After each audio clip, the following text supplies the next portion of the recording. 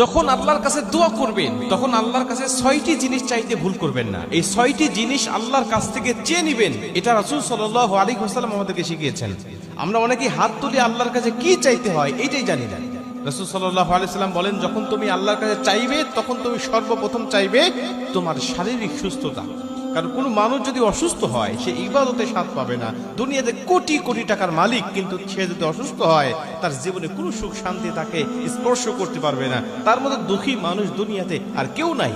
কিন্তু কোনো ব্যক্তি যদি গরিব হয়, কোনো ব্যক্তি যদি কালো হয়, কোনো ব্যক্তি যদি নিম্ন শ্রেণীর হয়, তারপরে সে যদি সুস্থ হয় তাহলে দুনিয়াবি সুখ শান্তি তাকে আঁচ করতে পারে। এজন্য শারীরিক সুস্থতা এটা আল্লাহর কাছ থেকে চেয়ে নিতে হয়। ২ নম্বরে রাসূল সাল্লাল্লাহু আলাইহি ওয়াসাল্লাম বলেন, তুমি হালাল রিজিক আল্লাহর কাছ থেকে চাইতে ভুলবে না। হালাল রিজিক এটা মুমিনের জন্য, মুসলমানের জন্য সবচেয়ে বড় একটি নিয়ামত। কোনো ব্যক্তি যদি হালাল রিজিক থাকে, আল্লাহ পাক তার ইবাদত কবুল করে, তার চাওয়া কবুল করে, তার পাওয়া কবুল করে। আল্লাহ পাক তার সব ইবাদত বন্দেগীগুলো কবুল করে দেয়। এজন্য হালাল রিজিক বড় ইম্পর্টেন্ট বিষয়, এটা আল্লাহ পাকের কাছ থেকে চেয়ে নেবেন। হালাল রিজিক যদি অল্প হয় তারপরেও দুনিয়ার জমিনে সে ব্যক্তি একটা পরিপূর্ণ তৃপ্তির সাথে চলতে পারে। কিন্তু হারাম ইনকাম করে অনেক, মাস শেষে তাকে ঋণের মধ্যে পড়তে হয়। ৩ নম্বরে নেককার স্ত্রী আল্লাহর কাছ থেকে চেয়ে দিতে হয়। কারণ দুনিয়াটা জান্নাত নয়, কিন্তু কোনো ব্যক্তি যদি একজন নেককার স্ত্রী থাকে, নবীজি বলে দুনিয়াতে সে জান্নাতি সুখ পায়। এজন্য আল্লাহ পাকের কাছ থেকে নেককার স্ত্রী চেয়ে নিতে হয়। ৩ নম্বর। ৪ নম্বরে রাসূল সাল্লাল্লাহু আলাইহি ওয়াসাল্লাম বলেন, তুমি নেককার সন্তানও আল্লাহর কাছ থেকে চেয়ে নেবে। আল্লাহ পাক আমাদেরকে কোরআনের মধ্যে দোয়া শিখিয়েছেন, রব্বি হাবলি মিনাস সলিহিন।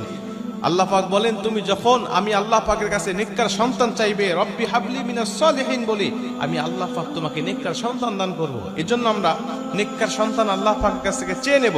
একজন মানুষের সব ঠিক আছে কিন্তু সন্তান নেককার নয়, নবীজি বলেন কিয়ামতের ময়দানে ওই নেককার সন্তান না হওয়ার কারণে, বদকার সন্তানের কারণে বাবাকে আল্লাহ পাক কিয়ামতের ময়দানে জাহান্নামের মধ্যে ঢুকিয়ে দিবে। এজন্য আমরা যখন আল্লাহ পাকের কাছে দোয়া করব, আমরা নেককার সন্তান চাইবো, চক্ষু শীতলকারী সন্তান চাইবো। আল্লাহ পাক এই সন্তানের উসিলায় কিয়ামতের ময়দানে আমাকে পুরস্কৃত করবে। ৫ নম্বরে রাসূল সাল্লাল্লাহু আলাইহি ওয়াসাল্লাম বলেন, তুমি নিরাপদ বাসস্থান আল্লাহ পাকের কাছে চেয়ে নিবে। একটা হাদিসের মধ্যে আসছে যে আল্লাহ যখন কোনো ব্যক্তির উপরে খুশি থাকে তখন তাকে একটা নিরাপদ বাসস্থান দান করে। নিরাপদ বাসস্থান একটা বড় ইম্পর্টেন্ট বিষয়। এমন একটা বাড়ি আছে আপনার যে বাড়িটা নিরাপদ নয়, যে বাড়িটা সুন্দর নয়, যে বাড়ির মধ্যে আপনার স্ত্রী পর্দায় থাকতে পারে না, আপনার মা পর্দায় থাকতে পারে না, অনিরাপদ বাসস্থান। এই বাসস্থান আপনি আল্লাহ পাকের কাছে চাবেন না। আল্লাহর কাছে চাবেন যে আল্লাহ আপনি আমাকে একটা নিরাপদ বাসস্থান দেন, যেখানে আমি আমার জীবনটা নিরাপদে কাটাতে পারবো, আমাকে আমার সন্তান আমার পরিবার নিয়ে ভালোভাবে থাকতে পারবো, আমার স্ত্রী